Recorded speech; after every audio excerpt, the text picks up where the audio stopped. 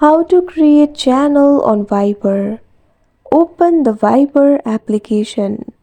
Tap on this icon that you can see on your screen. Once you do that, you'll be able to find various options over here. Tap on the option New Channel that you can see at second. Now you'll be able to create a channel. Tap on the option Create a Channel. You'll have to enter your channel name over here. Tap on the field of Name Your Channel. Provide the name over here. You can also describe your channel.